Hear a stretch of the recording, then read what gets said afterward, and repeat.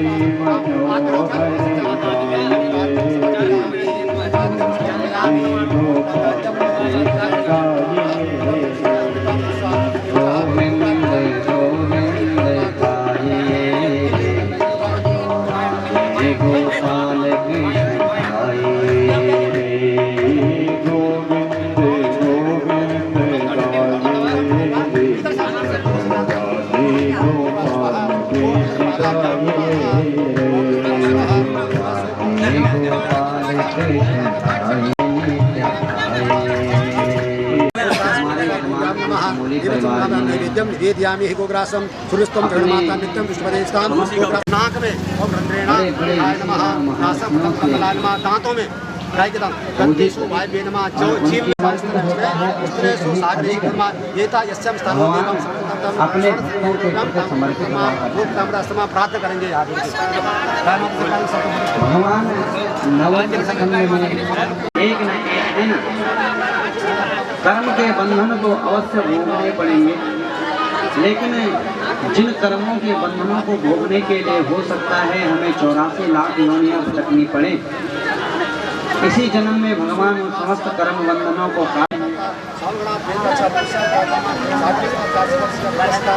वार्षिक एकोदिष्ट श्राद्ध के उपलक्ष्य में इस श्रीमद् भागवत महापुराण का उद्धव के ज्ञान के अहंकार का क्षय किया।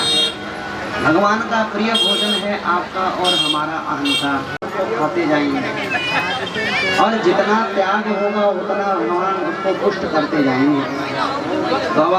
इसलिए भगवान की कथा का प्रथम, भगवान की भक्ति का प्रथम लक्षण है श्रवणम, कि भगवान की कथा का श्रवण किया जाए, भगवान की कीर्ति का श्रवण किया जाए और उसके पश्चात जो श्रवण किया है उसका कीर्तन किया जाए, स्मरण किया जाए, तो भगवान निश्चित ही उद्धार करेंगे।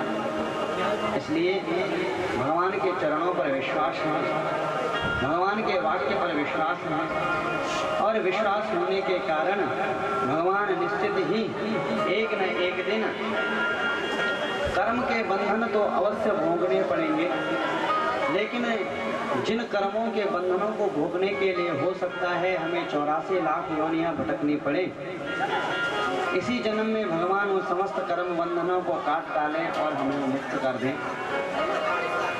तो हमारे यजमान परिवार ने अपने माता श्री के वार्षिक एकोदिष्ट श्राद्ध के उपलक्ष्य में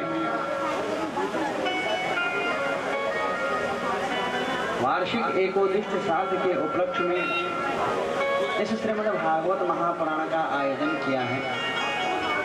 इनकी माताजी की तिथि तो मात्र एक लक्ष्य है, वरन समस्त पितरों के उद्धार के लिए उन्होंने इस दिव्य भागवती कथा गंगा का आयोजन कराया है। तो आइए आप और हम भी अपने मन शरीर से चल करके नैमिषारण्य की भूमि में चले, गंगा के तट की ओर बढ़े, जहाँ सुखदेव जी महाराज राजा परीक्षित को इस दिव्य भागवत महापुराण की गंगा का पान करा रहे हैं। देह की समस्त उर्मियां जिन महाराज परीक्षित की शांत हो चुकी हैं, कथा मात्रिक जीवन हो चुका है, अब केवल कथा ही अब जीवन मात्र रह गया है। इसलिए आइए आप और हम सब चले जहाँ भगवान शुकदेव राजा परीक्षित के सहित बड़े बड़े ऋषि और महर्षियों को इस दिव्य भागवत की कथा का श्रवण करा रहे हैं। बोल शुकदेव जी महाराज की। तो कल की कथाओं को थोड़ा स्मरण कीजिए। कल की कथाओं में आपने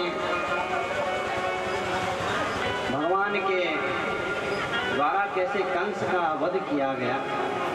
देखो, कंस वध की कथा का अर्थ है कि भगवान के द्वारा किए जाने वाले अहंकार का नाश, कंस रूपी अहंकार का नाश भगवान ने किया है। और कंस का वध करने के पश्चात भगवान ने उद्धव के ज्ञान के अहंकार का क्षय किया। भगवान का प्रिय भोजन है आपका और हमारा अहंकार। जिस वस्तु में हमें जितना अहंकार होगा उतना भगवान उसको खाते जाएंगे, और जितना त्याग होगा उतना भगवान उसको पुष्ट करते जाएंगे। तो अब आप विशेष विचार कर लीजिएगा कि हमारा अहंकार किस चीज के प्रति ज्यादा है। अगर धन का अहंकार है तो धन ले लेंगे, रूप का अहंकार है तो रूप ले लेंगे। जिस भी वस्तु का अहंकार हमें है वो भगवान का भोजन है। तो इसलिए अहंकार की श्रेणी नहीं है। जितना कुछ हम कर सकते हैं वह है केवल और केवल समर्पण। और कल की अंतिम कथा आपने सुनी थी सुदामा जी महाराज की। सुदामा जी महाराज की कथा का कथन केवल इतना ही है कि भगवान की दृष्टि में बड़ा भी उतना ही है जितने छोटे का सम्मान है।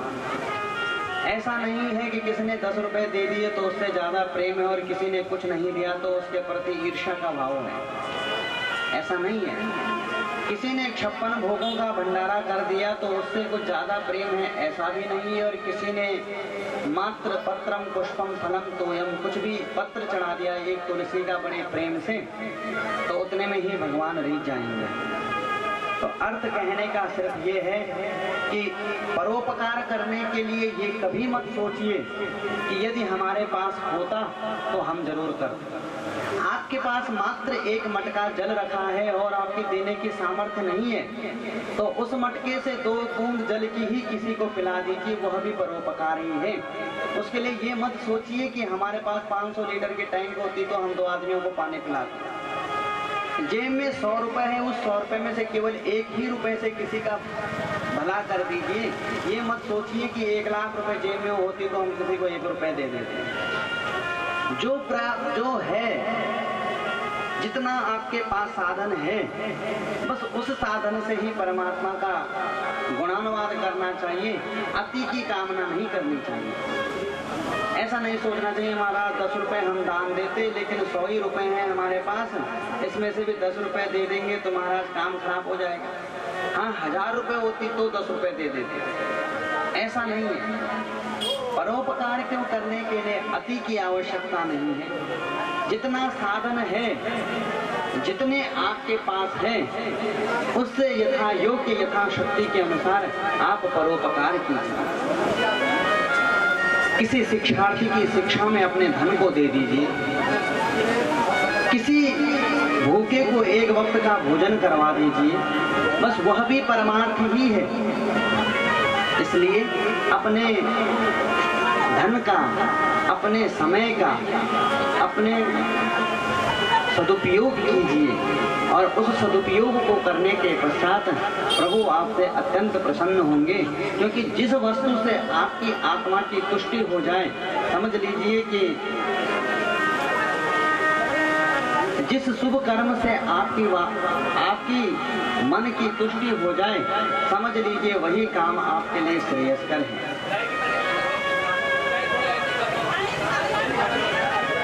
सुदामा जी के पास केवल 1 चावल का कण रह गया या केवल 4 मुट्ठी चावल ही रह गए। उन 4 मुट्ठियों को भी सुदामा जी महाराज ने यथाशक्ति के अनुसार भगवान को दान किया।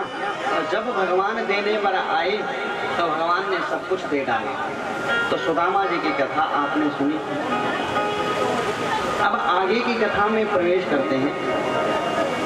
आगे की कथा ऐसी है कि अब तो भगवान धीरे धीरे उपक्रम कर रहे हैं कि कैसे अब धीरे धीरे अपने इस यदुवंश को समेटा जाए, और यदुवंश को समेटने के पश्चात भगवान अब अपने दिव्य धाम में जाने की तैयारी कर रहे हैं।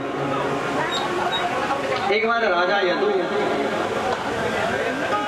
को उपदेश देते हुए भगवान नारद जी को, श्री नारद जी महाराज को भगवान ने उपदेश करा और वेद स्तुति का पाठ किया।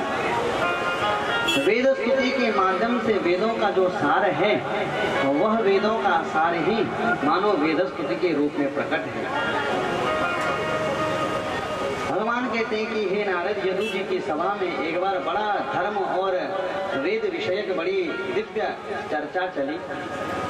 उस समय तुम श्वेत द्वीप में भगवान के दर्शन करने के लिए चले गए थे, इसलिए तुम वहां उपस्थित नहीं हो पाए। समस्त ब्राह्मणों के सहित श्रुतियों ने, वेद की ऋचाओं ने भगवान का भी दिव्य स्तवन किया। जो वहां उस सभा में जो भी घटना घटी वह संपूर्ण घटना वेद स्तुति के माध्यम से हम तुम बताएंगे। तो श्रुतियां भगवान की स्तुति करती हैं, जैसे कोई चक्रवर्ती राजा रात्रि के समय सोया हुआ रहे और प्रातः काल जब उसके जागने की बारी आए तो श्रुतियां जैसे सूत मागध बंदी जन मिलकर करके राजा की स्तुति का पाठ करते हुए राजा को जगाते हैं, वैसे ही जब भगवान कारणार्णव सागर में निद्राधीन होकर के निद्राश्रित रहते हैं तो भगवान को सृष्टि के लिए जगाने के लिए समस्त श्रुतियां एक साथ भगवान का स्तवन करती हैं।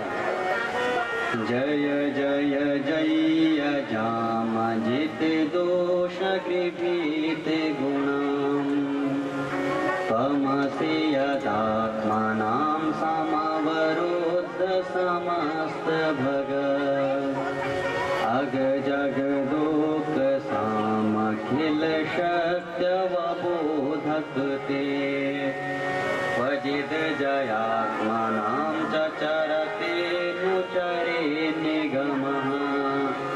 हे नारद जी, जैसे बड़े बड़े सूत मागध बंदी जन बड़े बड़े चक्रवर्ती राजाओं को भोर सुबह में जगाया करते हैं, वैसे ही भगवान का दिव्य स्तवन करते हुए वेद की ऋचाएं भगवान की स्तुति करते हुए भगवान को उनके अचंत तेज का स्मरण कराते हुए प्रातःकालीन वेला में जगाते हैं।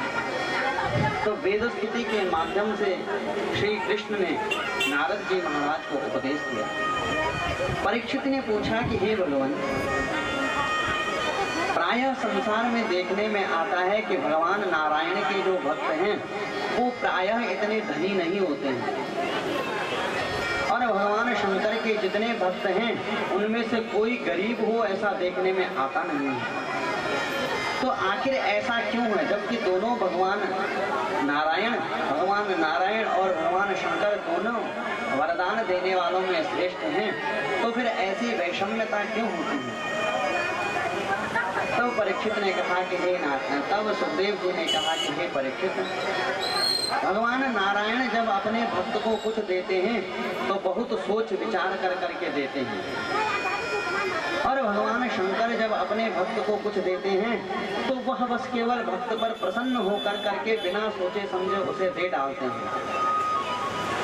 इसलिए विनय पत्रिका में श्री तुलसीदास जी महाराज कहते हैं कि हे मानव, यदि आपको जीवन में कुछ चाहिए तो भगवान शंकर की उपासना कीजिए, क्योंकि भगवान शंकर वह हैं जिनकी कृपा कटाक्ष मात्र से आपका समस्त दैन्य दारिद्र्य दूर हो जाएगा। जाचिए गिरिजापति काशी जासो भवन अणिमा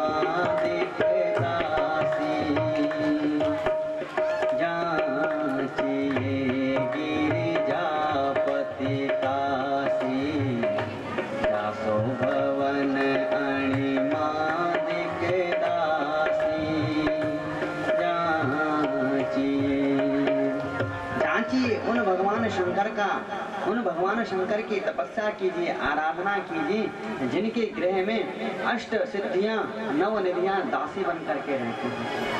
तो हे परीक्षित, भगवान शंकर बिना सोचे समझे दे डालते हैं और भगवान नारायण आगे पीछे बाएं दाएं सब सोच विचार कर कर ही अपने भगवान को अपना वरदान प्रदान करते हैं। ऐसे ही एक बार भगवान शंकर की एक तपस्या करी एक असुर ने, जिसका नाम था, वैसे तो वृकासुर इसका विशुद्ध नाम था, लेकिन भगवान की तपस्या और वरदान प्राप्त करने के कारण यह लोक में प्रसिद्ध हुआ भस्मासुर के नाम से। इसने एक बार भगवान शंकर की तपस्या करी। भगवान महादेव इसकी तपस्या से प्रसन्न होकर के प्रकट हुए और कहा कि हे शकुनी नंदन वृकासुर, तुम बताओ तुम्हें क्या वरदान चाहिए। तब इसने कहा कि हे भगवान, यदि आप मुझ पर प्रसन्न हैं तो मैं वरदान में चाहता हूँ कि मैं जिसके मस्तक पर अपना हाथ रख दूं, मेरा हाथ एक बार जिसके मस्तक पर आ जाए बस उसका वो भस्म हो जाए, मैं इतना ही वरदान चाहता हूँ। तो भगवान शंकर ने कुछ सोचा नहीं समझा नहीं और तथास्तु कह दिया। तो भगवान शंकर जब वरदान देने आए थे तो माता भवानी गौरिजा देवी भी उनके साथ आई थी। अब जैसे ही शंकर के वामांग में इस वृकासुर ने अंबिका मैया को देखा, भगवती गौरी को देखा, तो इसके मन में गौरी हरण के लालसा जाग उठी। इसने तुरंत हाथ बढ़ाया और भगवान शंकर के मस्तक के ऊपर ले जाने लगा। भगवान शंकर ने कहा कि भैया वृकासुर ये क्या कर रहा है। वृकासुर ने कहा कि महाराज परीक्षण कर रहा हूँ, जरा देखूं तो सही कि आपने जो वरदान प्रदान किया है उस वरदान में सत्यता है भी या नहीं है। और जैसे ही इसने भगवान शंकर के ऊपर हाथ ले जाने की चेष्टा करी तो भगवान शंकर वहां से भागते नजर आए। अब शंकर जी आगे आगे और वृकासुर ये भस्मासुर भगवान शंकर के पीछे पीछे। अब तो शंकर जी को लगा कि अरे हमारा वरदान हमारे लिए आफत बन गया हमारा। तो तुरंत भगवान नारायण को याद किया, भगवान कृष्ण को याद किया।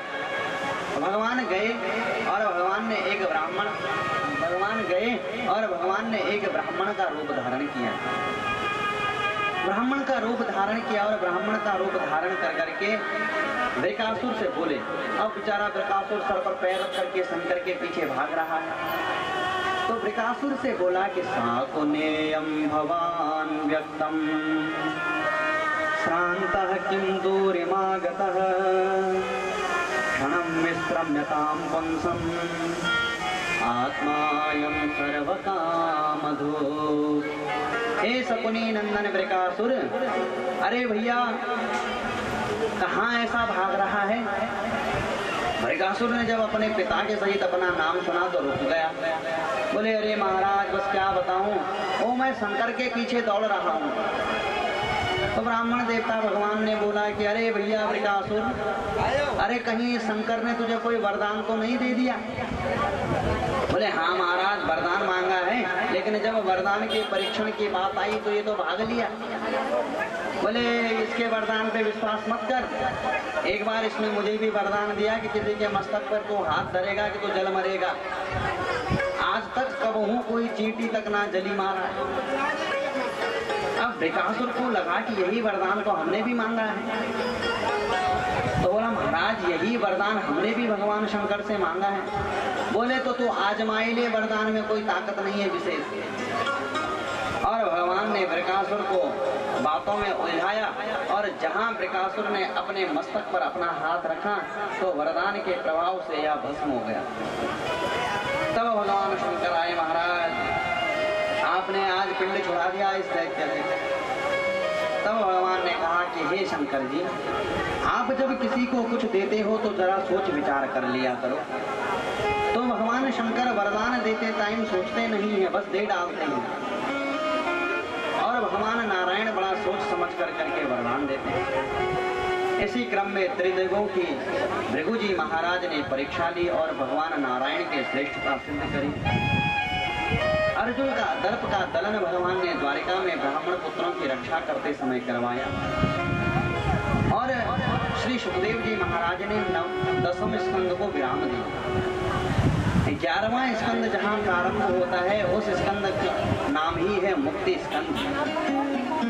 और ज्ञान की दृष्टि से वैसे तो संपूर्ण भागवती अति विशिष्ट है, लेकिन ज्ञान की दृष्टि से एकादश स्कंद की अति महत्ता है, क्योंकि भगवान ने उद्धव को लक्ष्य बना करके अपने मुखारविंद से दिव्य ज्ञान प्रदान किया और नवयोगेश्वरों के संवाद के माध्यम से भगवान ने राजा निमि के प्रश्नों का उत्तर नवयोगेश्वरों से दिलवाया है। तो अत्यंत विशुद्ध ज्ञानमय स्कंद है। एक बार कुछ ऋषि महात्मा द्वारका में पधारे। द्वारका में पधारे तो क्योंकि भगवान कृष्ण के दर्शन करने के लिए और द्वारका में सत्संग करने के लिए बड़े बड़े ऋषि और महात्मा नित्य आया ही करते थे। तो एक बार की है बात परीक्षित कि विश्वामित्रो श्रितः कर्णो दुर्वासा भृगुरंगिरा कश्यपो वामदेवोत्र वसिष्ठो नारदादयः। बोले एक बार विश्वामित्र, असित, कण्व, दुर्वासा, भृगु, अंगिरा, तमाम बड़े बड़े जितने भी कश्यप इत्यादि जितने भी बड़े बड़े संत थे वो भगवान कृष्ण के दर्शन के लिए द्वारका में पहुंचे। द्वारका में पहुंचे तो द्वारका के एक दिव्य उद्यान में रुके। उद्यान में रुके तो उस उद्यान में अपना संध्या बंदन भजन पूजन का कार्यक्रम चल रहा था। यदुवंशी बालक उसी उद्यान में खेल रहे थे। तो यदुवंशी बालकों को एक बार लगा कि भगवान ये महात्मा जब देखो महाराज तब हर दिन चले आते हैं द्वारका की नगरी में, ये बाबा ऐसे ही आ जाते हैं कि आता जाता भी कुछ है ही नहीं, कहीं ऐसे तो नहीं कि केवल दान दक्षिणा लेने के लिए ही रोज रोज यहाँ पहुँच जाते हैं। तो इन बालकों ने क्या किया, भगवान कृष्ण की जो दूसरी पत्नी है जामवती, उसके पुत्र का नाम है सांब।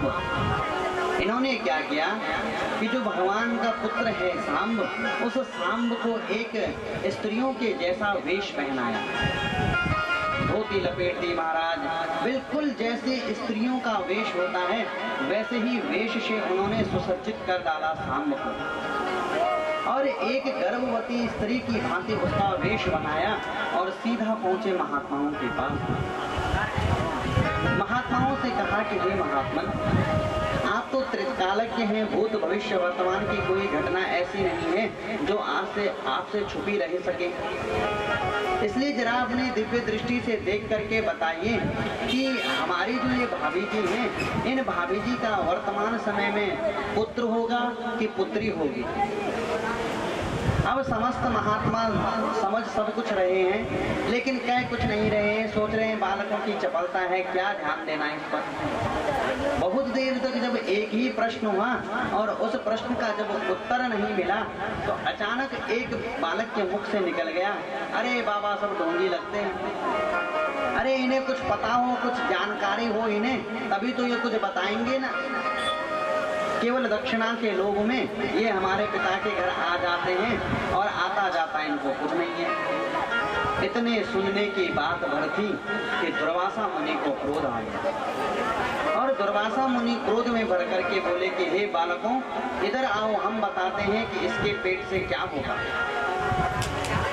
बोले हाँ महाराज बताइए। दुर्वासा जी ने बोला कि सुनो, तुम्हारी भाभी के पेट से न तो बालक होगा न बालिका होगी, अब इसके पेट से, इसके उदर से एक मूसल प्रकट होगी लोहे की, और ऐसी मूसल प्रकट होगी जो तुम्हारे समस्त वंश का विनाश कर डालेगी। भयंकर शाप दे डाला दुर्वासा जी महाराज ने।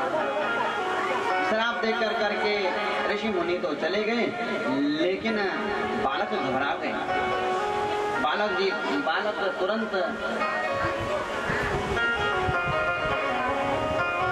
बालक तुरंत उग्रसेन जी महाराज के पास पहुंचे और सारी कथा सुनाई। जहां सांब के कपड़े खोले गए तो एक हाथ भर की मूसल प्रकट हो गई और जैसे ही एक हाथ भर की मूसल प्रकट हुई तो समस्त यदुवंशी घबरा गए। समस्त यदुवंशी समुद्र के किनारे गए और समुद्र के किनारे पर जाकर के उन्होंने एक शिला के ऊपर इस मूसल को घिसना प्रारंभ किया और मूसल को घिसा।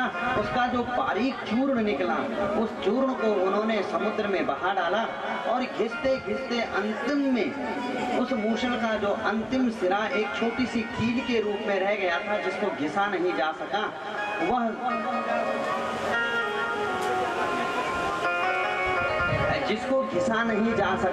उस कील को उठा करके उन्होंने उस समुद्र में फेंक दिया। प्रसन्न हो गए यदुवंशी कि हमने जो कारण था उसको नष्ट कर डाला। लेकिन समुद्र की लहरों के साथ में वह चूर्ण पुनः धरती पर वापस आ गया और समुद्र के किनारे किनारे एक एरका नाम की घास जम गई। ये एरका नाम की घास ऐसी थी परीक्षित, जो मानो दुधारी तलवार के समान है। अब तो विश्व में उत्पात होने लगे। महान उत्पातों को देख करके भगवान कृष्ण ने सोचा कि अब चलना चाहिए, अब हमारे जाने का समय धीरे धीरे होने लगा है। इसी क्रम में एक बार श्री नारद जी महाराज द्वारिका पहुंचे। नारद जी महाराज द्वारका पहुंचे और नारद जी ने द्वारिका पहुंच करके वसुदेव जी को दिव्य ज्ञान दिया। लेकिन नारद जी को लगा कि यदि मैं वसुदेव जी से कहता हूँ कि हे बाबा, मैं तुम्हें ज्ञान दे रहा हूँ, तो वसुदेव जी को लगेगा कि भैया दिन रात हमारे बेटे के चरणों में पड़ा रहता है और हमें ज्ञान दे रहा है। तो तब एक प्राचीन उपाख्यान सुनाया। वो प्राचीन आख्यान ये था कि कहा कि हे महाराज, एक राजा हुए पहले जिनका नाम था ऋषभदेव। ऋषभदेव के पुत्र हुए भरत, भरत के पुत्र हुए आग्नेन्द्र और आग्नेन्द्र के पुत्र नाभि महाराज जी। नाभि महाराज जी के पुत्र हुए श्री ऋषभदेव जी महाराज और ऋषभदेव जी के पुत्र हुए भरत। इन्हीं ऋषभदेव जी के जो पुत्र हैं वो नव योगेश्वर कहलाए। 100 पुत्र हुए थे श्री ऋषभदेव जी महाराज के। तो ऋषभदेव जी के जो 9 पुत्र हैं, जिनमें भरत बड़े थे, उनके अतिरिक्त तो जो 9 पुत्र हुए, वो 9 पुत्र नव योगेश्वर कहलाए। एक बार ये नव योगेश्वर जी महाराज पहुंचे राजा निमि की सभा में, और निमि की सभा में पहुंचने के पश्चात इन्होंने राजा निमि को लक्ष्य करते हुए बड़ा ज्ञान दिया। राजा निमि ने इनसे प्रश्न पूछा कि हे भगवान, दुर्लभो मानसो देवो देहिनां क्षणभंगुरः तत्रापि दुर्लभं मन्ये वैकुंठ प्रियदर्शनम। हे महाराज, मैंने अपने जीवन में अभी तक एक बात समझी। प्रथम बात तो यह समझी है कि दुर्लभो मानवो देह, ये मनुष्य का जो देह है बड़ी मुश्किल से मिलता है महाराज, बड़े कष्ट से प्राप्त होता है। पहली बात तो दुर्लभो मानुषो देहो, सहज सुलभ नहीं है। 84 लाख का चक्कर जब पूरा होगा तब कहीं जा करके ये मानव का जीवन हमें प्राप्त हो पाएगा। दुर्लभो मानसो जन्म, दुर्लभो मानुषो देहो, दुर्लभ मानुष का देह प्राप्त होगा। और अगर प्राप्त हो भी गया, अगर देह प्राप्त हो भी गया तो निश्चित है कोई पता नहीं है कि कितने दिन तक हमारे पास रहेगा, उसमें भी क्षण भंगुर है। और तीसरी बात है महाराज कि जितना क्षण भंगुर देह का जीवन है उतना ही तत्रापि दुर्लभम मन्ये, उससे भी मुश्किल और उससे भी दुर्लभ मैं मानता हूँ कि आप जैसे दिव्य महापुरुषों का दर्शन होना उससे भी अत्यंत दुर्लभ है। इसलिए हे भगवान, आप मेरी सभा में पधारे हैं तो ज्ञान देकर करके हमें कृतार्थ कीजिए। जब ऐसा अनुनय विनय किया तो समस्त नवयोगेश्वरों ने एक करके भगवान की दिव्य लीलाओं का वर्णन करते हुए और दिव्य ब्रह्म ज्ञानोपदेश श्री निमि जी महाराज को किया। और अंत में योगेश्वर कहते हैं कि हे राजन, इस समस्त जीवन में समस्त शास्त्रों के सहित एक ही प्रकार की भक्ति वर्णक है, जिसमें है कि पूर्णतया भगवान की शरणागति हो जाना। यदि जीवन में संपूर्ण शरणागति आपने प्रभु की प्राप्त कर ली, तो भगवान कहते हैं कि मैं उसे अभय प्रदान कर देता हूँ, मैं उसको संपूर्ण विश्व में अभय प्रदान करता हूँ। लेकिन भगवान के चरणों में अनन्य भक्ति होनी चाहिए और भगवान के चरणों में अनन्य शरणागति होनी चाहिए। अन्याश्रयाणाम त्यागो अनन्यता, दूसरे से मन की फल की कामना रखना ही अनन्यता, ही अन्य पर आश्रित होना कहा जाता है। दूसरे से किसी फल की कामना को छोड़ करके भगवान के चरणों में ही बस समर्पित हो जाना, उसका नाम ही शरणागति है, अनन्यता है। और एक बार यदि भगवान की शरण ग्रहण कर ली परीक्षित, हे राजा नेमि, तो बिल्कुल भी चिंता की बात नहीं है, क्योंकि भगवान की शरण तो वह शरण है जिस शरण में ब्रह्मा और शंकर भी आकर करके शरण प्राप्त करते हैं। ध्येयं सदा परिभवघ्नमभीष्टदोहम्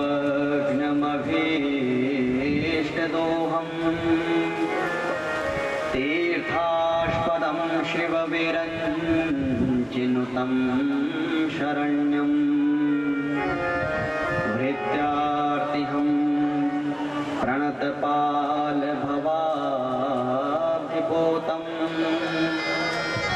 वन्दे महापुरुष ते चरणारविंदम।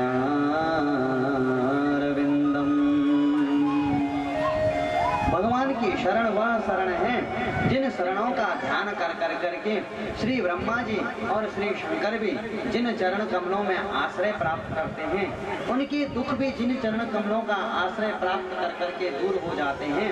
हे राजन, हे निमि, बस उन्हें भगवान श्री कृष्ण की, भगवान श्री नारायण के चरणों की शरण ग्रहण करने में ही व्यक्ति का भला है। और जहाँ भगवान के चरण की शरण ग्रहण प्राप्त हो गई, बस उसी क्षण व्यक्ति का कल्याण हो जाता है। अपने इस प्रकार से नव योगेश्वर के माध्यम से राजा नेमि को दिव्य ज्ञान का प्रदान किया। समस्त यदुवंश को लेकर के भगवान आ गए अपने समुद्र द्वारिका को छोड़ करके समुद्र के तट पर। एक उत्सव का कार्यक्रम चल रहा था। इस उत्सव में बैठ करके सबने पहले तो उत्सव मनाया और यदुवंशियों ने एक मदिरा का पान कर डाला और ऐसा पान किया कि जब इसका नशा ही नहीं लगा तो मदोन्मत्त होकर के एक दूसरे से ही लड़ाई झगड़ा करने लगे। और हे राजन परीक्षित, लड़ाई झगड़ा धीरे धीरे आपसी कलह धीरे धीरे बढ़ी और अंत में इतना बढ़ गई कि एक दूसरे पर शस्त्रों का प्रहार होने लगा। दाऊ जी महाराज ने जब इनको रोकने का प्रयत्न किया, दाऊ जी ने समझाया कि भैया ऐसा मत करो, ऐसा लड़ने की जरूरत नहीं है। तो इतने मदोन्मत्त हो चुके थे कि दाऊ जी को मारने के लिए ही तैयार हो गए। दाऊ जी को भी समझ आ गया कि अब चलने का समय हो गया। दाऊ जी तुरंत समुद्र में गए, पद्मासन लगाया, अपने दिव्य स्वरूप का ध्यान किया और सीधा चले गए बैकुंठ को। बोल दाऊ जी महाराज की। दाऊ जी जब चले गए, यदुवंशी आपस में लड़े झगड़े और ऐसा लड़े झगड़े कि 56 करोड़ का जो यदुवंश था सो पलक झपकते ही गोविंदाय नमः। जब शस्त्र अस्त्र नहीं रहे हाथ में, तो उस एरिका नाम की घास को उखाड़ा जो उस लोहे के चूर्ण से जम गई थी। उसके प्रभाव के कारण समस्त 56 करोड़ का यदुवंश काल के गाल में समा। भगवान ने जब देखा कि अब न सगे संबंधी कोई रहे हैं, तो उनका जो परम प्रिय मित्र था उद्धव को अपने पास बुलाया। उद्धव ने भगवान की स्तुति करी और उद्धव जी की स्तुति करने के पश्चात उद्धव जी से कहा, उद्धव जी ने बड़े प्रश्न पूछे और एक सबसे बढ़िया प्रश्न पूछा कि भगवान, हम संसार में देख रहे हैं कि 50 प्रकार की चीजें हो गई हैं। ये मेरा वाक्य नहीं है, मेरा व्याख्यान नहीं। आप ये मत कहना कि महाराज ऊपर बैठे हो, जो मर्जी सो बोल दो। ये उद्धव जी पूछ रहे हैं कि हे भगवान, भक्ति की परिभाषा क्या है? आपकी दृष्टि में भक्ति क्या है? क्यों? क्योंकि लोक में देखने को मिलता है। कोई कह रहा है महाराज इसको पूजा करो, कोई कह रहा है कि हमारे शिष्य बनो तब हम तुम्हें बताएंगे कि ये करेंगे। 50 प्रकार के, हजारों प्रकार के धर्म, उपधर्म, संप्रदाय सब प्रकट हो चुके हैं। आखिर किस एक की बात मानी जाए? एक संप्रदाय कहता है कि ऐसा करो तो लाभ मिलेगा, दूसरा संप्रदाय उसका खंडन करके कहता है नहीं नहीं ये गलत है, ऐसा नहीं, ऐसा करो। तो हे भगवान, किया क्या जाए? उपयोगी मार्ग क्या है? भगवान कहते हैं कि सुनो, मैंने केवल एक बात कही है। वो क्या है? कि केवल मेरी भक्ति करो। मेरी भक्ति ही श्रेयस्कर है। अन्यथा इसके अतिरिक्त आप चाहे कुछ धर्म बनाइए, चाहे संप्रदाय बनाइए, लेकिन अगर भगवान के चरण में रति नहीं है, नारायण कृष्ण के चरण में रति नहीं है, तो फिर हमारा संप्रदाय चाहे ब्रह्मा जी ने ही क्यों न चलाया हो, स्वयं शंकर जी का ही संप्रदाय क्यों न हो, कल्याणकारी नहीं है। वही बात है ना, प्रथम स्कंद में सूत जी महाराज कहते हैं कि धर्मः स्वनुष्ठितः पुंसाम विश्वक्त सेन कथासु यः नोत्पादयेत् यदि रतिं श्रम एव हि केवलम। केवल भगवान कृष्ण के चरण की शरण ग्रहण करनी है। यदि भगवान कृष्ण, आपने महाराज, आप मान लीजिए कि आपने राम नाम के 1 करोड़ जप कर डाले, विष्णु सहस्त्र नाम के आपने लाखों पाठ कर दिए, दुर्गा सप्तशती के आपने करोड़ों पाठ कर दिए, लेकिन इतना पाठ, इतना जप, इतना महान परिश्रम और तप करने के बाद भी यदि राम कहते ही या कृष्ण कहते ही आपके मन में वह प्रेम नहीं उमड़ पा रहा है, तो फिर सब व्यर्थ है का। कपिल महाराज कहते हैं कि भस्मन जुहोत्यत, जैसे आग के बुझ जाने पे केवल राख में कोई आहुतियां डाले तो डाले फिर या न डाले, बात बराबर है। भगवान कृष्ण के चरणों में प्रणाम होना चाहिए। भगवान कृष्ण, भगवान राम के, भगवान नारायण के चरणों को प्रणाम करना चाहिए। पांडव गीता में एक बड़ा सुंदर श्लोक है। सुभद्रा जी, भगवती सुभद्रा भगवान कृष्ण को प्रणाम करती हैं। तो भगवान कृष्ण ने पूछा कि बहन है तू मेरी, प्रणाम काहे को कर रही है? तो सुभद्रा कहती है कि हे भैया, अगर लौकिक दृष्टि से देखा जाए तो आप मेरे बड़े भाई हैं और बड़े भाई को तो प्रणाम करना ही चाहिए, लेकिन इस समय में तुम्हें बड़ा भाई की दृष्टि से प्रणाम नहीं कर रही हूँ। मैं यह नहीं कह रही हूँ कि मैं उस कृष्ण को प्रणाम कर रही हूँ जो मेरा बड़ा भाई है। तो भगवान कृष्ण ने कहा कि भैया तू उसे प्रणाम नहीं कर रही है तो किसे कर रही है प्रणाम? तो भगवती कह रही है, सुभद्रा देवी, कि मैं उस कृष्ण को प्रणाम कर रही हूँ जिसको प्रणाम करने मात्र से समस्त दुख दूर हो जाते हैं। और एक बार बस प्रेम से एक बार भगवान के चरण में जिसने सर झुका लिया, तो सुभद्रा कहती हैं कि एकोपि कृष्णस्य कृत प्रणामो दशाश्वमेधावभृतेन तुल्यः दशाश्वमेधे पुनर्भवायः कृष्ण प्रणामी न पुनर्भवाय। ये पांडव गीता का श्लोक है। सुभद्रा कहती है कि एक बार किसी ने कृष्ण को प्रणाम किया तो उस कृष्ण को प्रणाम करने का फल यह है कि आप 10 अश्वमेध यज्ञ कीजिए। उस अश्वमेध यज्ञ के कलश के अवभृत स्नान को करने के पश्चात जो पुण्य प्राप्त होता है वह एक बार कृष्ण को प्रणाम कर लेने से हो जाता है। लेकिन 10 अश्वमेधी पुनराय कल्पते, 10 अश्वमेध यज्ञ को करने वाला भी पुनः इस धरती पर जन्म लेगा, लेकिन कृष्ण प्रणामी न पुनर्भवाया। एक बार कृष्ण को जिसने प्रणाम किया है वह फिर जन्म नहीं लेगा। तो उद्धव से कहते हैं कि हे उद्धव, मैंने केवल एक बात कही है, वह है भक्ति। जो भक्ति को छोड़ करके अन्य कर्मों में ही रमे रह जाते हैं तो वह मुझे प्राप्त नहीं कर पाते हैं। क्यों? क्योंकि शुक्राचार्य जी महाराज कहते हैं ना कि मंत्र तस्तंत्र छिद्रम देश कालारह वस्तुता। किसी चीज की सिद्धि के लिए मंत्र का शुद्ध होना श्रेयस्कर है, स्थान का पवित्र होना अति आवश्यक है, आसन पवित्र होना चाहिए, आपको ब्रह्मनिष्ठ होना पड़ेगा और आपका जो सामग्री है वो विशुद्ध होनी चाहिए, तब जाकर के कहीं स्वर्ग प्राप्त होगा। लेकिन भगवान कृष्ण के नाम में ऐसा नहीं है। तो भगवान कहते हैं कि केवल और केवल भक्ता, केचित केवल या भक्ता, केवल भगवान की भक्ति ही उद्धार के लिए है। बाकी अन्य संप्रदाय, मजहब, धर्म, ये सब तो व्यक्ति ने अपने अहंकार को दिखाने के लिए प्रकट किए हैं। इसलिए केवल और केवल भगवान की भक्ति। हाँ, वो बात अलग है कि भक्ति करते समय आपका प्रभु के प्रति समर्पण किस भाव में है। इसलिए भगवान की भक्ति ही श्रेयस्कर है। उद्धव जी को दिव्य उपदेश दिया और अंत में कहा कि हे उद्धव जी, अब तुम यहाँ से सीधा बद्रिकाश्रम चले जाओ। अपनी चरण पादुकाएं दी और भगवान की आज्ञा से प्रेरित होकर के श्री उद्धव जी महाराज द्वारका से चले और यमुना वृंदावन से होते हुए विदुर जी महाराज से मिलते हुए अंत में बद्रिकाश्रम में गए और वहीं उन्होंने तपस्या करी।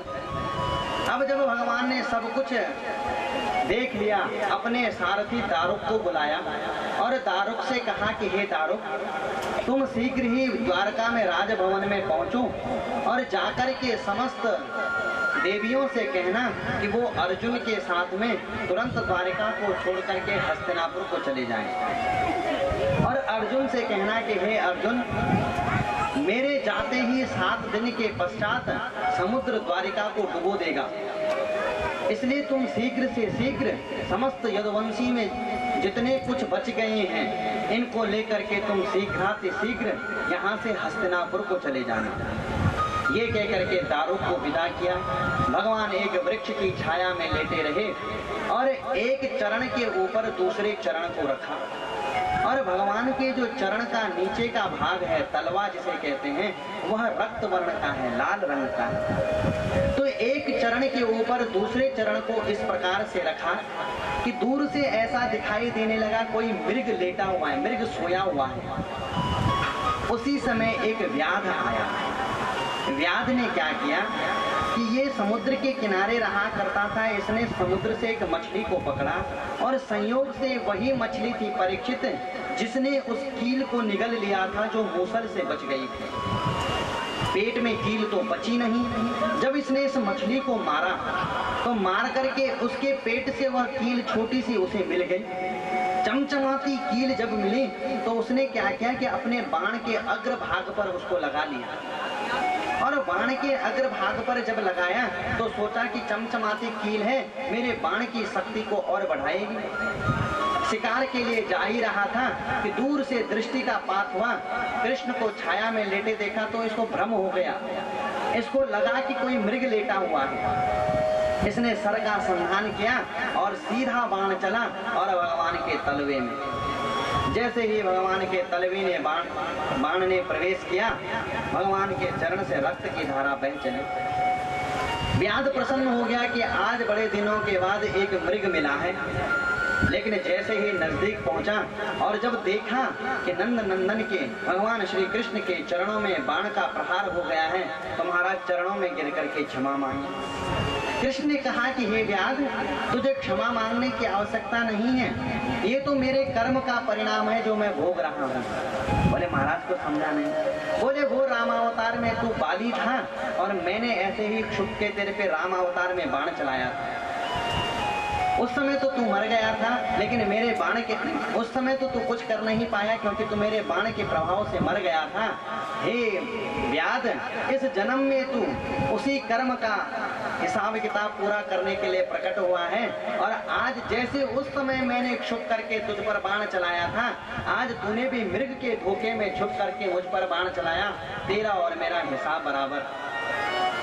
जा, मैं तुझे आशीर्वाद देता हूँ कि इस कर्म का तुझे कोई पाप नहीं लगेगा, अपितु जब तू इस देह को छोड़ेगा तो स्वर्ग के द्वार तेरे लिए खुले रहेंगे। भगवान के चरणों में प्रहार हुआ। ये वही चरण है जिसमें एक बार बर्बरीक का बाण भी लगा था। नहीं तो आप सोचिए कि जिस भगवान कृष्ण ने भीष्म द्रोण के असंख्य बाणों को अपने वक्ष स्थल पर सहन किया, एक व्याध का छोटा सा बाण भगवान कृष्ण को मार सकता है। लेकिन जब पांडवों की तरफ से बर्बरीक लड़ने आया तो भगवान कृष्ण ने जब उसकी परीक्षा ली तो उसके एक बाण को परीक्षा लेने के लिए एक पत्ते को अपने चरण के नीचे रखा, और बाण ने जब चरण को भी स्पर्श कर डाला तब बर्बरीक ने कहा था कि हे भगवान, आपका संपूर्ण शरीर तो वज्र से भी ज्यादा कठोर है, लेकिन ध्यान रखना कि जहां मेरे बाण का स्पर्श हो गया है अब उस जगह पर किसी और का बाण न लगने पाए।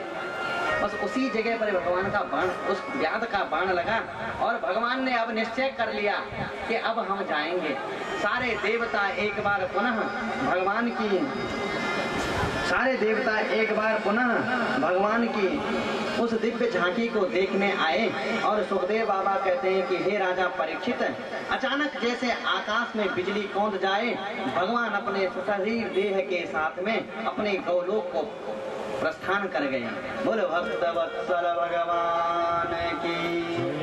पृथ्वी को अनाथ बना करके सनात करने वाले जगन्नाथ प्रभु अपनी दिव्य लीला का संवरण कर करके एक व्याध के बाण को और महात्माओं के शाप को माध्यम बना कर करके अपनी दिव्य लीला का संवरण किया। और 125 वर्ष की अवस्था में भगवान अपनी देह को सशरीर लेकर के भगवान दिव्य धाम को चले गए। इसके पश्चात तो हे परीक्षित, अब कुछ सुनाने के लिए शेष नहीं रह गया है। द्वादश स्कंद में भविष्य में कलयुग के होने वाले राजाओं का वर्णन किया और कहा कि हे राजन, आगे चल करके जब कलयुग के मात्र 700 वर्ष रह जाएंगे, पूरा कलयुग 4,32,000 वर्ष का, जब मात्र 700 वर्ष रह जाएंगे तब भगवान उत्तर प्रदेश में गौड़ीय ब्राह्मण विष्णु यश के घर कलकी के रूप में अवतरित होंगे, जो कली का नाश करेंगे। और जिस दिन कली का नाश होगा उसी दिन से पुनः इस धरा पर सतयुग का प्रारंभ हो जाएगा। सतयुग का प्रारंभ भगवान श्री कलकी का नाश करने के पश्चात करेंगे। अंत में सुखदेव जी बाबा ने कहा कि हे परीक्षित, जितनी कथा कृष्ण से संबंध थी वह लगभग प्रायः मैंने तुम्हें संपूर्ण रूप से सुना दी है। देखो, सप्तम दिवस की संध्या हो चली है, सप्तम दिवस की संध्या आने वाली है, और सप्तम दिवस की संध्या आने पर अब ऋषि श्रृंगी के साप से प्रेरित होकर के तक्षक नाग आएगा, वह तुम्हें डस लेगा, तुम्हारी मृत्यु होगी। मैं वह दृश्य देखना नहीं चाहता। हाँ, लेकिन राजन, अभी भी तुम्हारे मन में कोई संशय हो, तुम्हारे मन में कोई जिज्ञासा हो तो तुमसे मुझसे पूछ सकते हो, क्योंकि जब तक मैं यहाँ बैठा हूँ, जब तक मैं तुम्हें कृष्ण की कथा सुना रहा हूँ, तब तक तक्षक में इतना सामर्थ्य नहीं है कि वो आए और आकर के तुम पर दंश कर सके और तुम्हारे प्राणों का हरण करने का माध्यम बन सके। राजा परीक्षित ने नेत्रों में अश्रु भरे और अश्रु भर करके श्री सुखदेव जी महाराज की पूजन अर्चन किया। बोले, हे गुरुदेव, आपकी कृपा से मुझे दिव्य भगवान की कथा को श्रवण करने का मिला है। बस मन में एक ही बात रह रही है अब कि अब आप चले जाएंगे और तक्षक नाम का नाग आएगा और मुझे डस लेगा, मेरी मृत्यु हो जाएगी। तो सुखदेव बाबा कहते हैं कि हे राजन, तुम ये चिंता छोड़ो कि तुम मरने वाले हो। तुम तो राजन मरिष्येते पशु बुद्धि मिमां जहि न जातः प्राग्भूतोऽद्य देहत्वं न क्षति। हे राजन, तुम इस पशु बुद्धि का त्याग करो कि तुम मरने वाले हो। मरता तो केवल देह है, आत्मा तो नित्य शुद्ध बुद्ध प्रबुद्ध है। ये कहकर के सप्तम दिवस की संध्या में श्री सुखदेव जी महाराज चले गए। भक्तसूत जी महाराज कहते हैं कि हे ऋषियों, भक्त परीक्षित ने तुरंत पद्मासन लगाया, उषा का आसन लगाया, पूर्व की ओर मुख कर करके भगवान श्री कृष्ण के चरणों में अपने मन को समर्पित कर डाला। इधर श्रृंगी के साप से प्रेरित होकर के तक्षक नाम का नाग चला। तक्षक नाग चला और तक्षक नाग ने आकर के राजा परीक्षित को डसना है, लेकिन एक अब सीधा नाग के रूप में तो जा नहीं पाया, तो एक ब्राह्मण का रूप बनाया इसने और ब्राह्मण का रूप बना कर करके जाने लगा कि अचानक क्या देखा कि एक संत महात्मा जिनका नाम था कश्यप मुनि, ये कश्यप मुनि सर पर पैर रख करके भाग रहे हैं। और जब इनको ऐसे भागते हुए इस तक्षक ने देखा तो पूछा कि महात्मन, आप कहाँ जा रहे हैं, इतना वेग से कहाँ दौड़ रहे हैं? तो कश्यप मुनि ने कहा कि हे राजन, हे ब्राह्मण देवता, क्या तुम्हें पता नहीं है आज तक्षक आएगा और हमारे महाराज को डस लेगा? तो बोले महाराज, तक्षक आएगा और राजा परीक्षित को अगर उसने डस लिया तो तुम क्या कर लोगे? बोले अरे राजा, हे ब्राह्मण देवता, जैसे ही तक्षक राजा को डसेगा, डस करके निश्चित है कि राजा की मृत्यु हो जाएगी। मैं अपने मंत्र के बल का प्रयोग करूंगा और राजा परीक्षित को पुनः जीवित करूंगा। तक्षक ने कहा वाह भैया, अरे एक बार तक्षक का दंश अगर किसी पर हो गया तो मैया बचाने के लिए कुछ नहीं बचता है, देह भस्म हो जाती है, इतना भयंकर विष है। कश्यप ने कहा कि देह भस्म नहीं राख हो जाए पूरी तो भी हम राजा परीक्षित को जीवित कर लेंगे। तक्षक को बड़ा आश्चर्य हुआ। अच्छा, तुरंत अपने असली रूप में आया। बोले हे महात्मन, मैं ही तक्षक हूँ और मैं तुम्हारा मंत्र का बल देखना चाहता हूँ। तो सामने एक बट का वृक्ष था, बड़ का पेड़ था, उसकी जड़ पर तक्षक ने दंश किया और दंश हुआ और सारा पेड़ एक क्षण में सूख साख करके साफ। बोले महाराज, मैं तक्षक हूँ, मैंने अपने विष का प्रयोग कर दिया है, जरा दिखाइए तो सही कि आपके मंत्र में कितना बल है। तुरंत कश्यप महात्मा ने हाथ में जल लिया, मंत्र का प्रयोग किया और मंत्र का प्रयोग करते ही जैसे ही उस सूखे हुए वृक्ष के ऊपर वह अभिमंत्रित जल डाला तो धीरे धीरे धीरे धीरे करके वह वृक्ष पुनः हरा भरा हो गया। तक्षक को लगा रहे महात्मा तो बड़ा चमत्कारी है। हे महात्मा, देखो यह राजा परीक्षित की पूर्णायु का समय है। अगर तुम राजा परीक्षित की पूर्णायु को इस प्रकार से भस्म हो जाने के पश्चात में जीवित करोगे तो ब्रह्मा जी के विधान में कमी आ जाएगी। समझा बुझा करके कश्यप जी महाराज को वापस भेजा। परीक्षित सूत जी महाराज कहते हैं कि ऋषियों, क्रोध से भरा हुआ चला तक्षक नाग और जनमेजय ने देखा कि तक्षक नाग मेरे पिता को डसने आ रहा है, तो उसने यथा योग्य इंतजाम पूरे करे हुए थे। तो इच्छाधारी रूप में एक छोटा सा कीड़ा बन करके एक पुष्प में घुसा और पुष्प में घुस करके पहुंच गया राजा परीक्षित के पास। और जैसे ही वहां पहुंचा अपना देह प्रकट किया इसने और राजा परीक्षित के चरणों में दंश करा। लेकिन हे ऋषियों, राजा परीक्षित की केवल वह देह को ही डस पाया।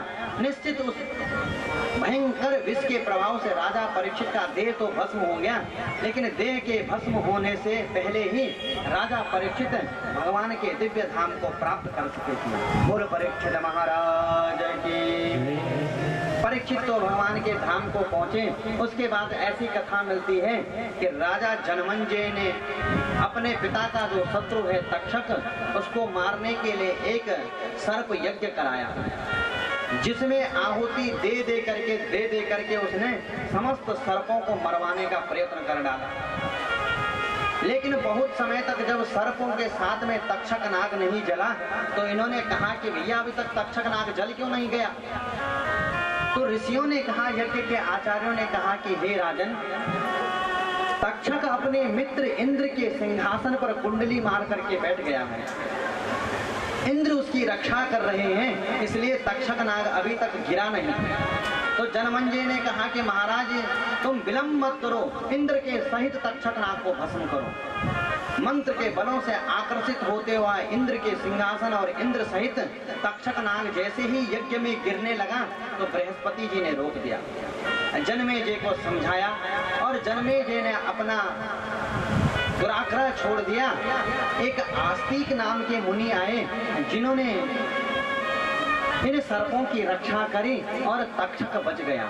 इसलिए वर्तमान में जितने भी सांपों की प्रजाति हमें देखने को मिलती है यह सब तक्षक के वंशज हैं। उसके पश्चात पुराणों का कैसे उपक्रम चला, कैसे कैसे पुराणों की शाखाएं बनी, कौन किसका शिष्य हुआ प्रशिष्य हुआ, कैसे कैसे वेद की शाखाएं बनी, पुराणों का श्रवण किस किस ने करा।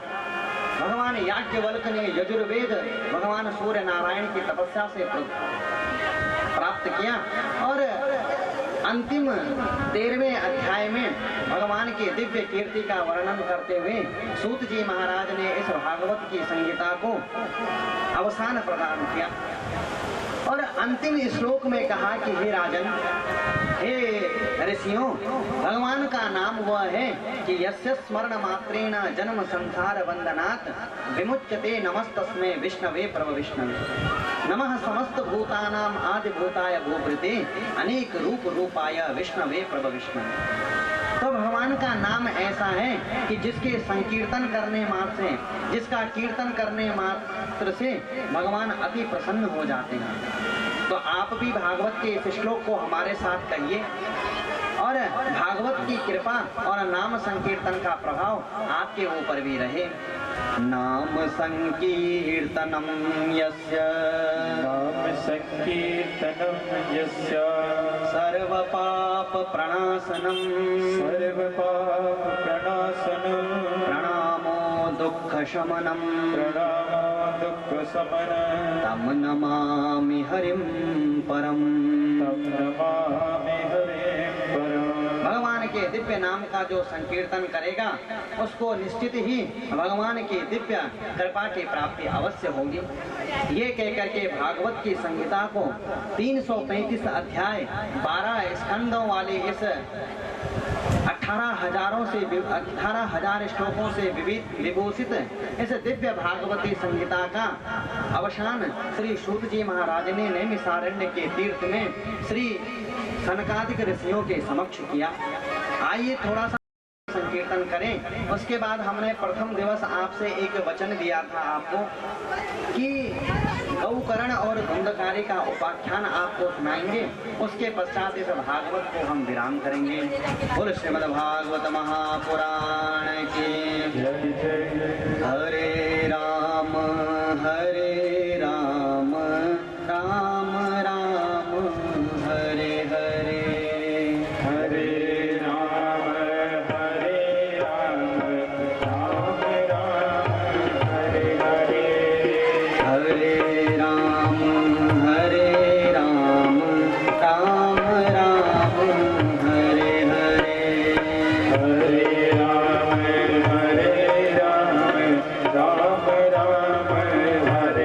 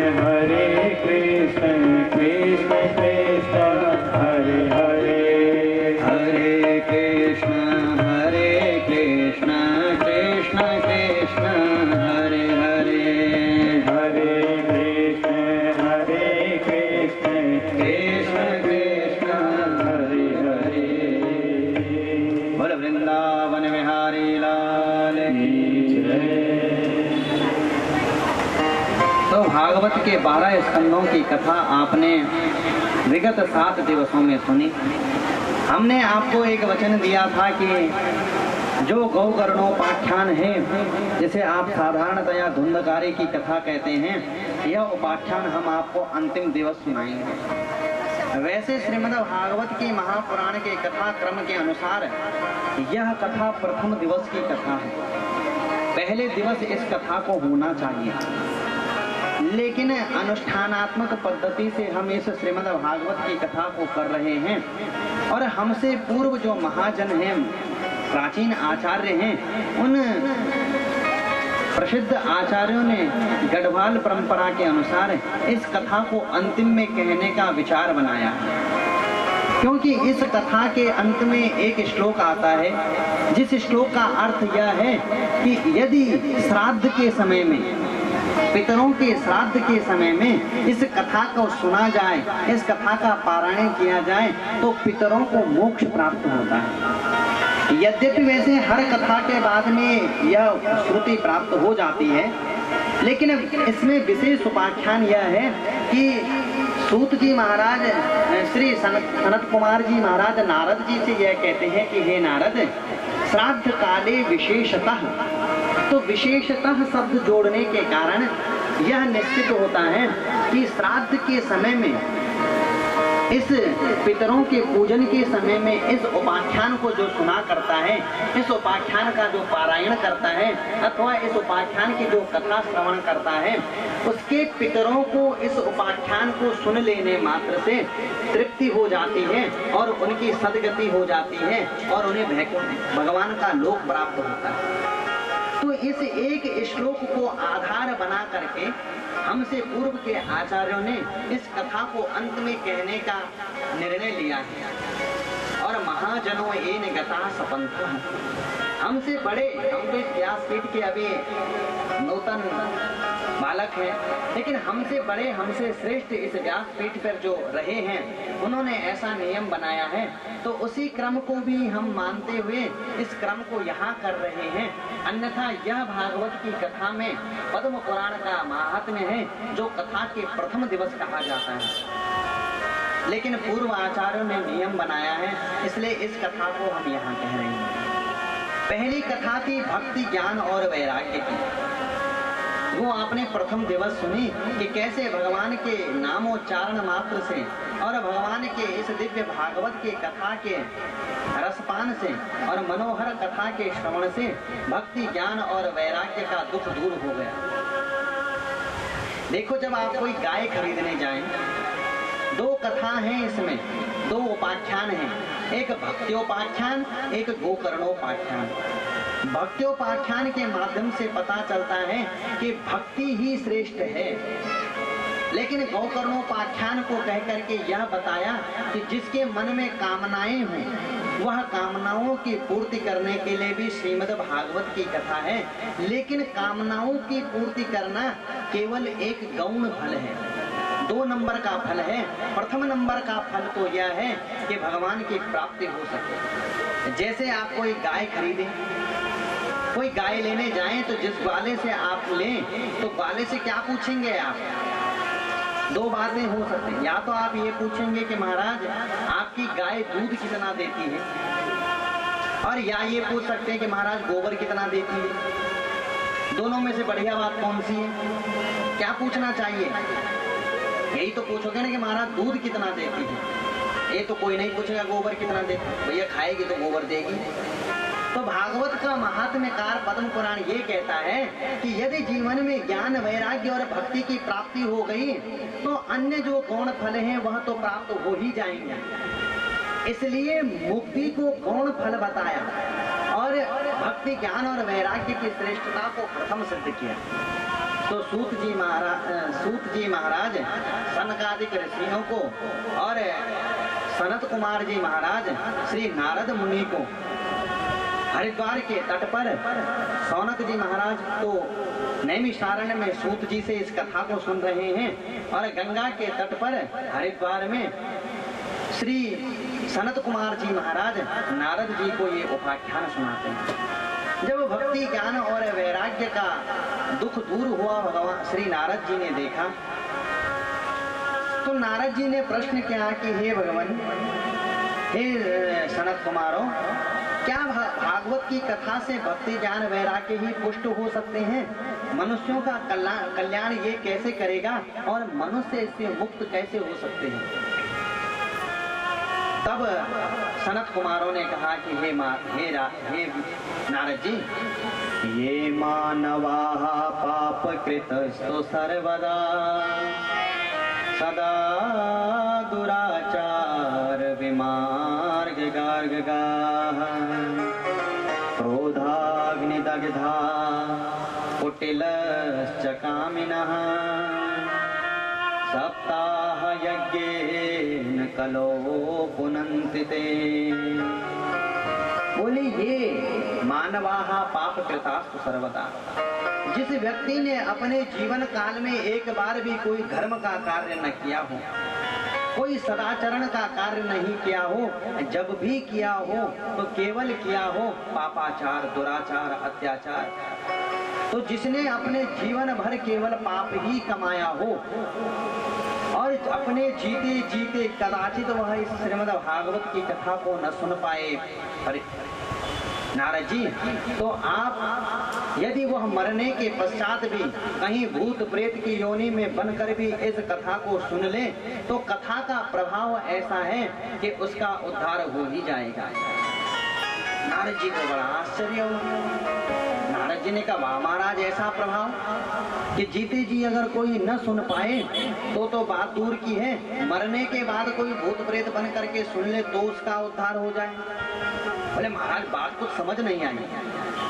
तब सनत कुमारों ने कहा कि सुनो राजन, सुनो नारद जी, अत्र ते कीर्तयिष्याम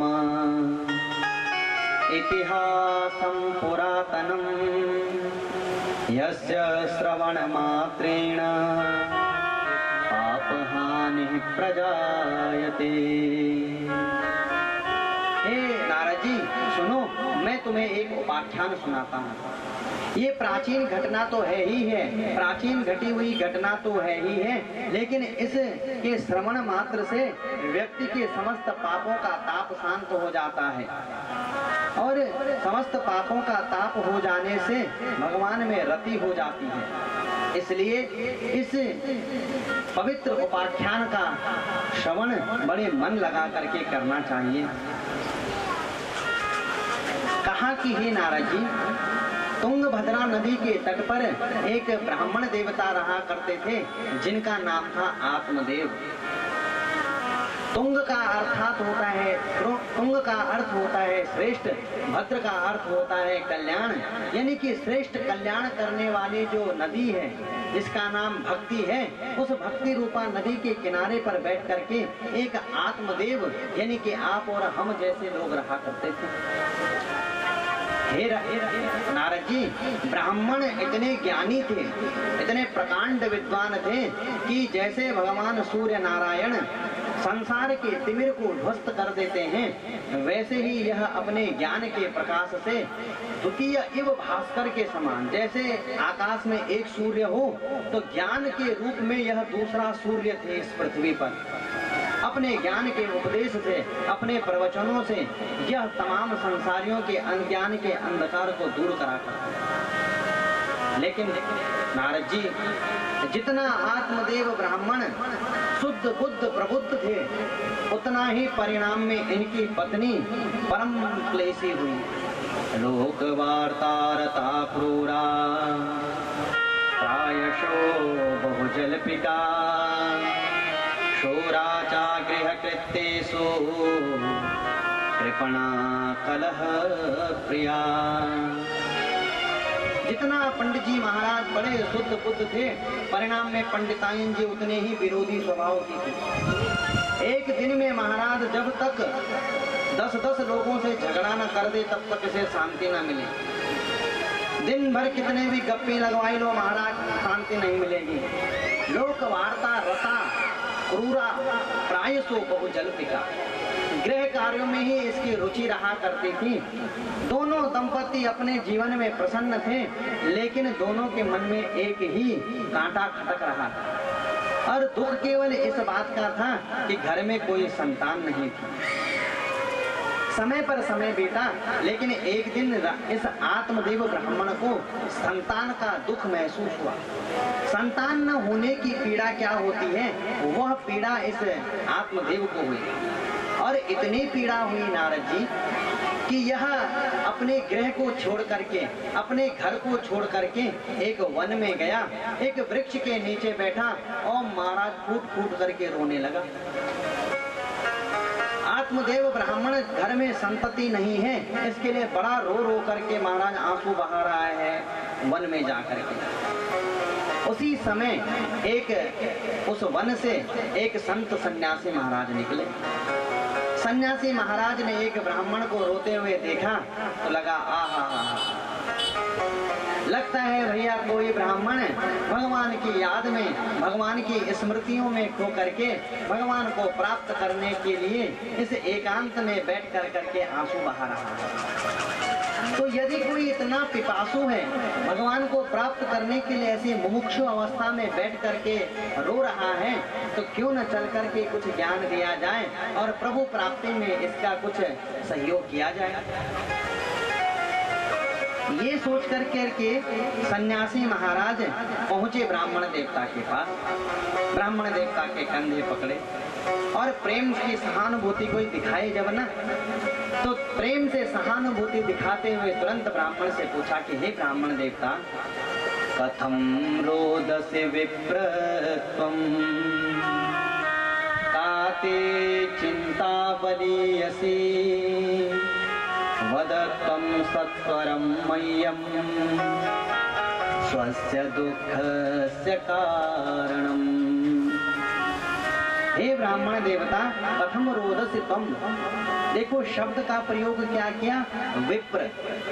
यस्य जीवना विवेक प्रधानो अस्ति स विप्रः, जिसका जीवन विवेक से परिपूर्ण है उसे कहा जाता है विप्र। विप्र किसी ऐसी जाति का नाम नहीं है। ऐसा नहीं कि ये पंडित जी हैं, ब्राह्मण है तो इनको विप्र। विप्र उसका नाम है, कोई भी हो सकता है वो समाज में, जिसका जीवन विवेक से परिपूर्ण है, विवेक प्रधान जिसका जीवन है उसका नाम ही विप्र है। तो हे विप्र, तुम क्यों रो रहे हो? इस एकांत में बैठ करके मैं देख पा रहा हूँ कि तुम महाराज गंगा जमुना आंखों से बहाए जा रहे हो। क्या कारण है? काते चिंता बलीयसी, ऐसी कौन सी बलवती चिंता है जो तुम्हारे हृदय प्रदेश को ऐसे दीमक की तरह खाए जा रही है। वदत्वं सत्वरं मह्यं, इसलिए सच सच तुम अपने दुख का कारण बताइए कि आप स्वस्य दुखस्य कारण, तुम्हारे इस दुख का कारण क्या है। जब सन्यासी महाराज ने ऐसा पूछा तो आप सब जानते ही हैं कि आपको कोई कष्ट हो और कोई प्रेम के दो शब्द आपसे कहे तो महाराज आपका दुख और गहरा हो जाता है। जैसे ये महात्मा ने यह बात पूछी तो महाराज ये आत्मदेव और रोने लगा और ऐसा फूट फूट करके सुबुक सुबुक करके रोते रोते बोला महाराज सन्यासी जी से, हे सन्यासी, किम ब्रवीमि ऋषे दुःखं पूर्व पापेन संचितं मदीयाः पूर्वजास्तोयं कवोष्णामुपभुञ्जते। हे भगवान, मैं आपको अपने दुख का कारण क्या बताऊं? किम ब्रवीमि ऋषे दुःखम, मैं आपको अपने दुख का कारण क्या बताऊं? मुझे तो लगता है कि पूर्व जन्म में मैंने कुछ ऐसे पापों का संचय किया होगा जिसके कारण मुझे आज ऐसा दुख है। सन्यासी ने कहा कि भैया बता तो सही कि तुझे दुख क्या है। बोले हे भगवान, मैंने अपने घर में एक गाय पाली, बरसों तक उस गाय की सेवा करी, लेकिन आज तक गाय कभी ब्याही नहीं, प्रसूता नहीं हो पाई गाय। एक वृक्ष लगाया फल का, दिन रात उस वृक्ष की सेवा करी, वृक्ष बूढ़ा हो चला लेकिन आज तक एक फल नहीं आया वृक्ष में। और हे महाराज, मेरे विवाह को हुए भी बरसों का समय बीत गया है, लेकिन घर में अभी तक एक बालक नहीं है। जब कभी मैं श्राद्ध तर्पण इत्यादि किया करता हूँ, अपने पितरों को जलांजलि का दान किया करता हूँ, तो मुझे अपने पितर रोते हुए प्रतीत होते हैं। मानो पितर मुझसे कह रहे हो कि हे आत्मदेव, जब तक तू जीवित है तब तक तो ठीक है, हमें जल की अंजलि, दूध की अंजलियां मिलेंगी, लेकिन जिस दिन तू चला जाएगा उस दिन से हम भूखे ही रहने वाले हैं, क्योंकि तेरे कोई संतति नहीं है। तो हे भगवान, गाय पाली गाय ब्याई नहीं, वृक्ष लगाया वृक्ष में फल हुए नहीं, मेरा विवाह हुए वर्षों पर वर्षों बीत गए हैं, लेकिन संतति नहीं हुई। ये तो कोई पूर्व जन्म का ही दोष हुआ ना। पूर्व जन्म का न जाने कौन सा दुर्दैव इस जन्म में प्रकट हुआ है, जिसके कारण बिना संतान के आज मैं दुखी हो रहा हूँ।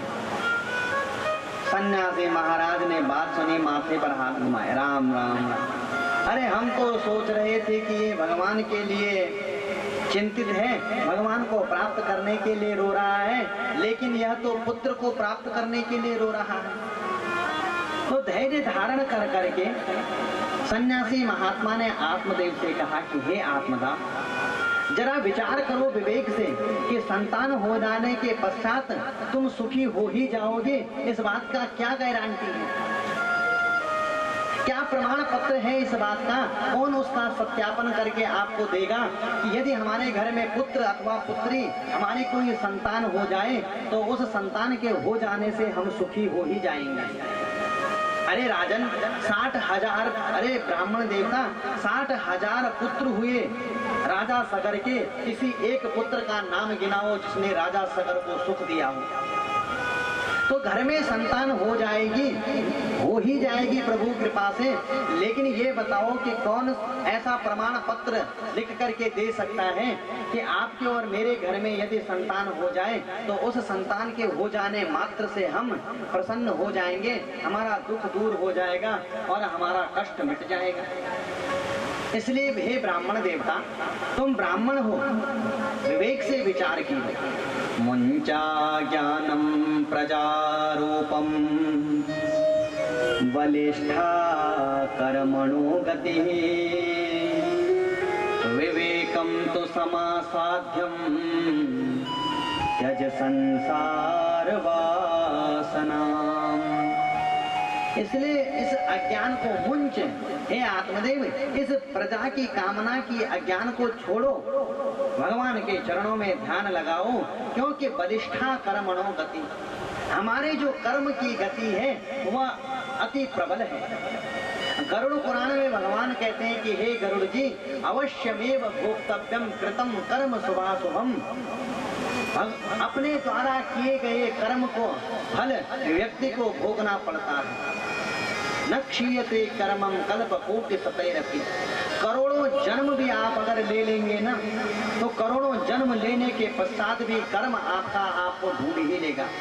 आप जो कर्म आज कर रहे हैं, हो सकता है उस कर्म का फल आपको अब न मिले, इस जीवन में न मिल पाए, लेकिन एक न एक दिन वह कर्म का फल आपको ढूंढ करके आपके पास पहुंचेगा और आपको अपना फल अवश्य देगा। इसलिए हे, कर्म को करते समय हमें अति सावधान रहना चाहिए।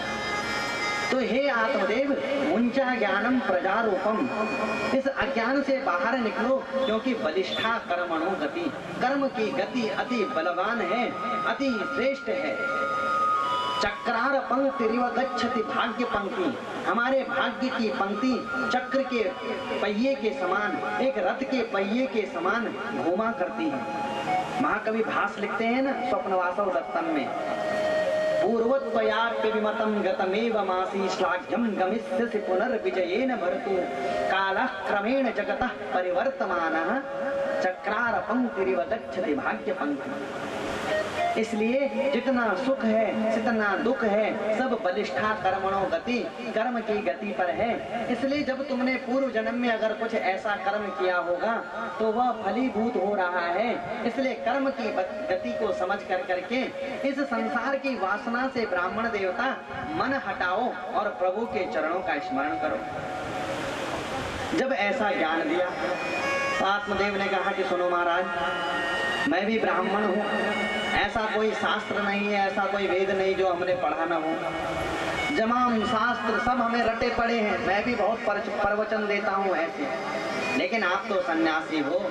अरे जब कहीं से दिन भर के थके हारे घर जाएं और छोटे छोटे बच्चे घर में पिताजी पिताजी बोल करके माताजी माताजी बोल करके गोद में आए, नाती पोतों का जब मुख देखें, आहा महाराज नेत्र की ज्योति बढ़ जाती है और पिताजी पिताजी का शब्द सुन करके कानों में महाराज रसगुल्ला घुल जाता है। तो आप क्या जानो कि गृहस्थ होने के पश्चात संतान न होने का दुख। हे महाराज, लेकिन मैं ये जानता हूँ कि संत चाहें, सन्यासी अगर चाहें तो निश्चित वह कृपा करेंगे तो मुझे संतान की प्राप्ति होगी।